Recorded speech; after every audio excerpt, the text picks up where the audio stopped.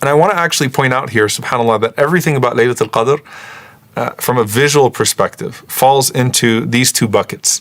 There is the completely unperceived, and there is that which is perceived in limited fashion. What do I mean by that? The descent of the Quran, there was a process of the descent of the Quran in the heavens that was completely unperceived by man.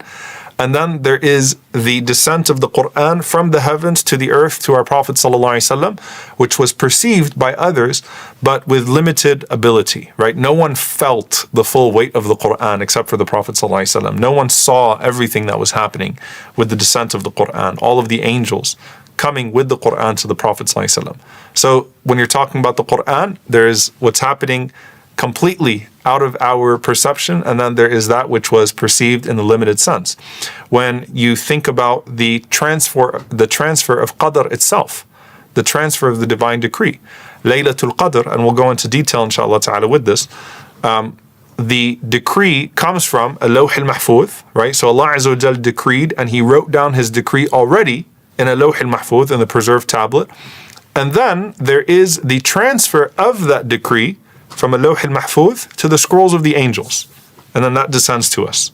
So there's something that happens completely out of our perception, and then there's something that happens that is limited in our perception. When it comes to the angels, certainly we can feel the presence of the angels in different ways, right? And some of the Sahaba felt it in much greater fashion, right? To the point that Allah Azza wa Jal blessed some of them to see the malaika, to actually see the angels in their moments of deep devotion. But even us, we can feel sakina, we can feel the tranquility with the presence of the angels. But there is a part where when we are remembering Allah subhanahu wa ta'ala, the angels are remembering us as a result, or Allah is praising us to the angels, that's completely out of our perception. It's from the affairs of the heavens, and it has nothing to do with the earth. But then you have the secondary part of that, which is the descent of the angels upon the people of the earth with praise. So everything about Laylatul Qadr has these two dimensions, these two buckets. Now when it comes to Inna anzalnahu, verily we have revealed the Quran, both of these could be correct, meaning it could have happened in Ramadan where there was the transfer from al-Lawh al-Mahfuz to Bayt al-Izzah, and it could have happened in Ramadan where the commencing of the revelation to the Prophet ﷺ in Ghar Hira also took place on that night. Some of the scholars also mentioned, not to belabor the point, they said anzalnahu typically refers to one time.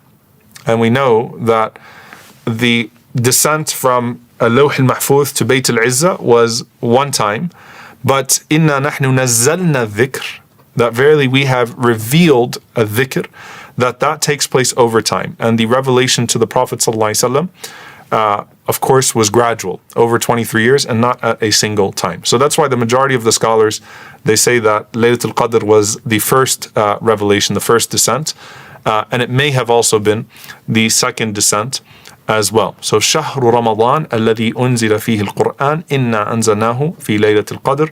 And of course, you know, subhanAllah, if the Quran would have come down to the Prophet ﷺ at one time, it wouldn't have been as great a miracle, because of course the Quran was speaking to incidents that were just happening, but with the same beauty, the same power, the same prophecy, right? With absolutely no decline in the beauty and in the perfection of the words of Allah subhanahu wa ta'ala. So that's number one. Number two, it would have been too overbearing on the Prophet ﷺ. I mean, subhanAllah, the initial descent, just a few verses, look what it did to the Prophet ﷺ. But, you know, imagine if the entire Quran came down on the Prophet ﷺ at one time. And so there are two levels of descent here, and Laylatul Qadr could encompass both of them. But as we said, the whole month was honored for the Quran, which honored this night as well. Then Allah subhanahu wa ta'ala says, Laylatul Qadri khayrun min alfi shahr. Laylatul Qadr is better than 1,000 months. I want to break this down in order, inshallah ta'ala, because I want to keep situating Laylatul Qadr in the greater discussion of Ramadan and the Quran. There are three authentic narrations from the Prophet ﷺ. One of them, the Prophet ﷺ said, Man sama Ramadan imanan wa ihtisaban ghufira lahu ma taqaddama min dhanbi. Whoever fasts Ramadan with faith and seeking the reward, he will be forgiven for all of his sins. Another authentic narration, the Prophet ﷺ said, Man qama Ramadan. Whoever stands up in prayer in the nights of Ramadan, imanan wa ihtisaban ghufira lahu ma taqaddama min dhanbihi. he will be forgiven for all of his previous sins. And then finally, the Prophet ﷺ mentions that whoever prays Laylatul Qadr, imanan wa ihtisaban, غُفِرَ لَهُ مَا تَقَدَّمَ مِنْ ذَنْبِهِ. The same words are used with faith and seeking a reward. He will be forgiven for all of his sins.